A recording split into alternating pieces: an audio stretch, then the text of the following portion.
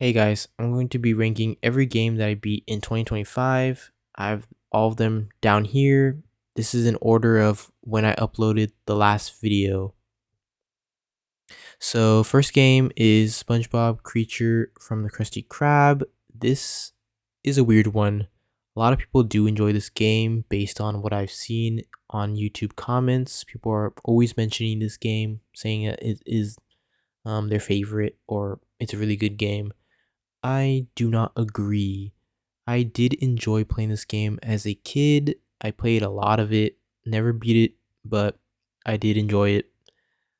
As an adult, it's just too linear for my tastes. And also, Bikini Bottom looks nothing like Bikini Bottom in this game. It just looks too chaotic and messy. And yeah, that's the whole point. It's supposed to be nightmarish, but I don't know. I don't really like it. Although I would say that the gameplay is the weakest aspect of the game. It's it's like you're a limp corpse being pulled by a rope through the levels. It's so on rails, so straight line, straightforward. Everything is way too simplistic. There's barely any environmental puzzles to figure out, no challenges in the platforming. There are racing segments that you literally cannot lose. It's just getting to the end. It's just, I think it's a waste of time. So it's a D. I would say that this game is pretty polished though, and I don't want to say it's a straight up cash grab because this was after SpongeBob blew up, so they had every opportunity. The game companies THQ to just cash in on the, the IP, but I would say that there was a little bit of love put into this game, poured into this game. But yeah, the gameplay sucks, so that's it. Next is Aladdin for the Genesis. This was a game included in the Disney Classic Games collection along with The Lion King that I got on Steam for sale. And Aladdin does hold up. I was very frustrated with this game at first. It was really difficult for me, but once I got the hang of it, I ended up enjoying it a lot. And the music and the art are really well done. So this game is definitely an A for me. This is another SpongeBob title, Revenge of the Flying Dutchman. It's a terrible game. Easily, I'll already put it in the D. Uh, this one is like just so unpolished. I think they rushed this game to release. This game came out a year before the much better Battle for Bikini Bottom. I feel like this was just like a prank, to be honest. It's so bad. There are moments though. It has its moments. It's pretty charming.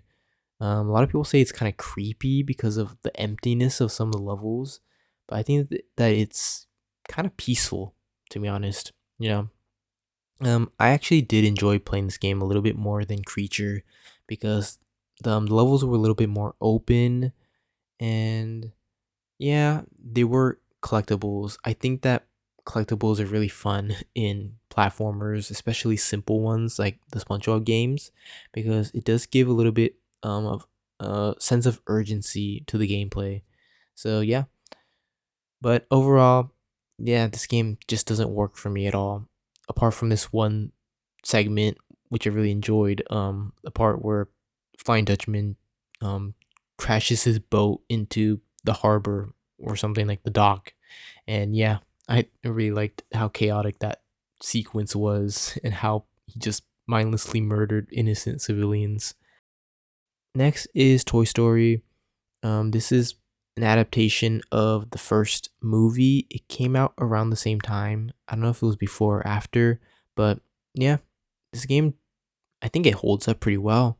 There's a lot of creativity and variety to the levels.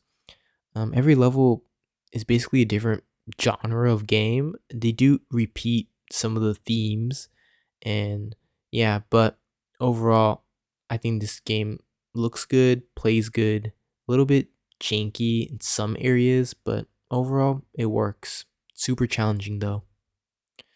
I would put this in the B ranking. It's a short game, short and sweet, but yeah, definitely on the shorter side. Its difficulty does add to the playtime though. So next we have The Lion King for the SNES. This game, I would say, it is probably one of the hardest games that I've ever played in my life. It's just super tough, super unfair. Apparently Disney told the devs to make this game hard on purpose so that kids wouldn't be able to beat it during the Blockbuster rental period. So they would force their parents to buy the game for them so that they can play it all the way through. And yeah, they went way overboard with that.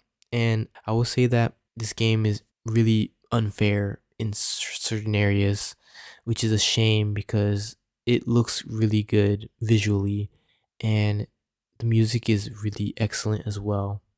But the gameplay does bring it down a few notches.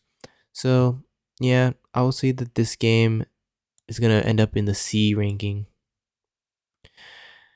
So next we have SpongeBob Employee of the Month. This game is more of a nostalgic experience rather than a full-fledged game. It's really small, short on content, really slight, but extremely charming. And apart from the horrendous looking cutscenes, it looks really nice as well. So I'm gonna have to put this one in the B ranking. All right. Next is Crash Tag Team Racing. I I gotta say this game is just plain boring because it's way too easy to play. Once the appeal of goofing around in the central hub of the theme park wears out, there's just not a whole lot going for this game. The races are really easy. You can obviously challenge yourself by taking on some challenges, making it um, switching up the difficulty or doing races in hard mode.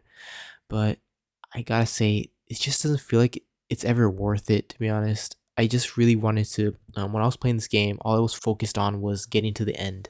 So yeah, this game is definitely boring. It's far from terrible though, so it's going to C.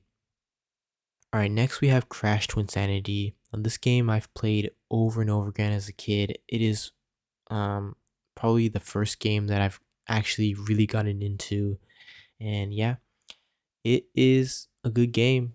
It's short, it's sweet. They had to rush this game to release before the holidays. The designers are pretty outspoken about the process of the game. They're really passionate about it, and it really shows in the final product. Despite the glitches, it is a good game. It's not nothing truly special in terms of platformers. There are a lot better platformers that came out around its time, but it's really fun overall. So I'm gonna have to rank this one as a B. Next, we have Spider-Man. This game came out in 2000. It is before even the Raimi movies, the Maguire ones. And I gotta say, this was definitely one of the more frustrating games that I've played. I actually ended up pretty much hating the game while playing it, because it was so janky for me. The movement and controls were just so off. I couldn't bring myself to get the hang of it, you know? But concept wise, this game is hugely imaginative and fun. Um, they basically cram a whole bunch of characters and villains and stuff, and yeah, they totally did not even care about the storyline because they just wanted to have as much fun as possible. And for that, it really does bring the game up. It's just a huge shame for me that I couldn't get the hang of the gameplay, because if I could, then yeah, this would be one of the better games that I played this year. So yeah, I'm gonna have to put this one at a B, which is high. Next is Closing Shift. It is a horror game by Chilla's Art, an indie dev or devs, I don't know. Japanese. And yeah, this game is a really good time. It's not a long game. It's a short game. You can probably beat it in like an hour or two. Um, I replayed this for the channel because I think it was around Halloween. I wanted to play something scary. And yeah, this game, I, f- I would feel like this game is more creepy than or chilling than actually scary. But the core gameplay of making coffee at a coffee shop is just weirdly comforting, and yeah, I enjoyed it. So this one is actually going into the A tier.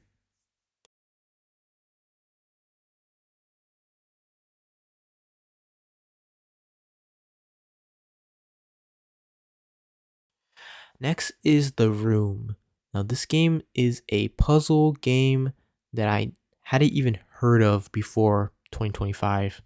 I got it on sale, I think on the Epic Game Store or something, and yeah, it was a really good time. I really like the emphasis on perception and actually seeing, looking closely to solve puzzles rather than relying on critical thinking. Yeah, so this one is definitely going high on the ranking, putting it in A. Next, we have Dispatch. Yeah, this game, I was surprised by how good it was. I expected it to be good, but it went beyond my expectations, and I'm sure it did for a lot of people as well. This game um basically takes its cues from the old, not the old, but the golden era of Telltale games, like The Walking Dead, Wolf Among Us, and whatnot. Yeah, and also features some of the same writers from those games as well, and it really shows because the storytelling quality is really high. The memorable characters are there. It's just I really had a good time with them. And yeah, with that being said, I do think that they could have fleshed out some of the side characters a bit more. There's a huge focus on the three central characters, and because the game is really short, it's an episodic game. It features 8 episodes. They're like roughly 45 minutes to like an hour long. It's on the shorter side if you take in to account all of the Telltale games, and it does kind of hurt it for me, I guess, because of how many interesting characters they introduce but fail to fully realize. But I think that the main arc of the main characters works really well, and I really enjoyed it. And also, I like how this game defies some of the tropes that we've seen in the superhero genre. So yeah, this one's going in A.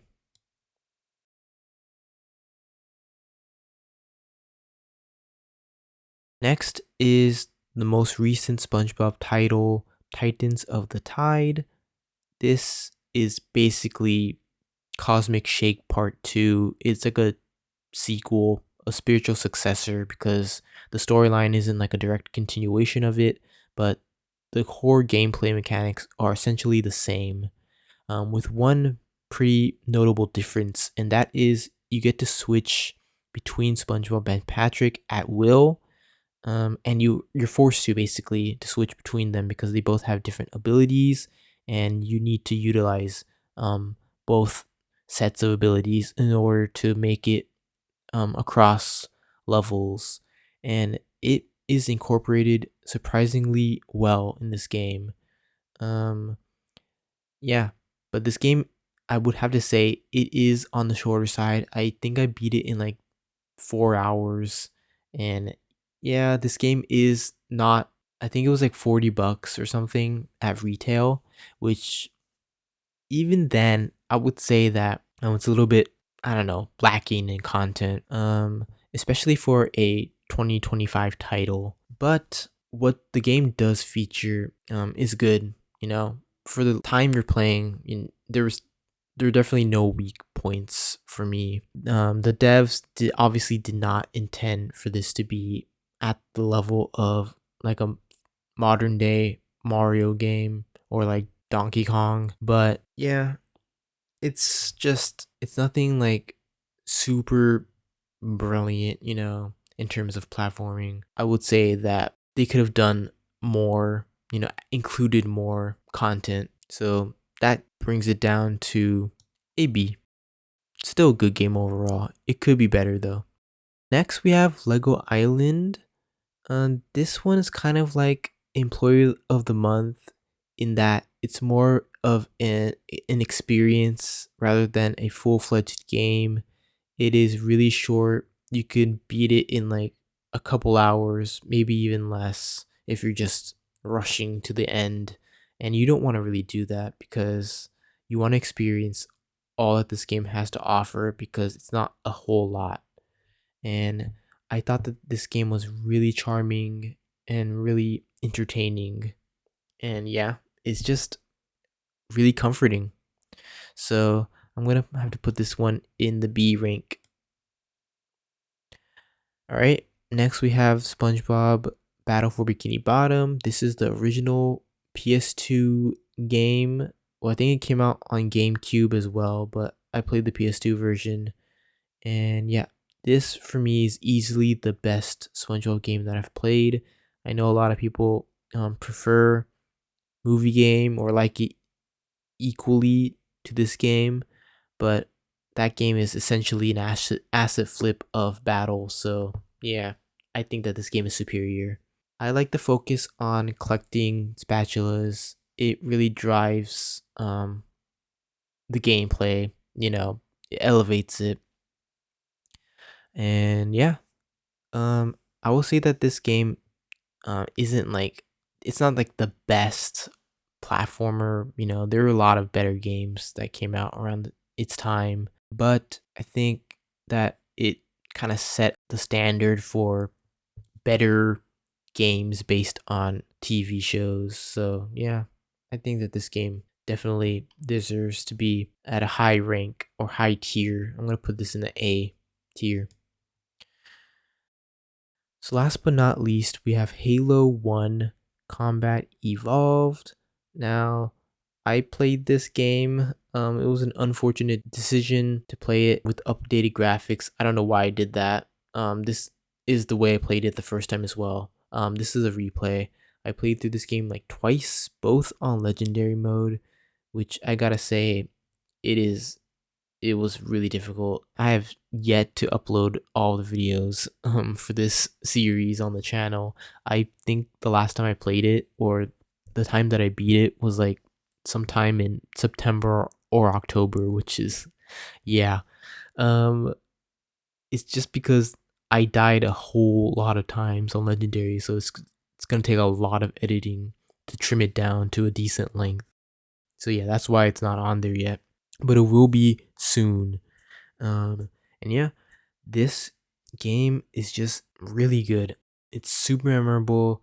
It has a lot of cool action set pieces, and yeah, it's crazy to me like how they could come up with all these levels in 2001, which is when the game originally came out. Honestly, I could play this game over and over again. Perhaps not on legendary, but the storyline is pretty good. The gameplay is excellent and the music is tremendously decent. So this game is gonna be my only game in the S tier. So yeah, there we have it.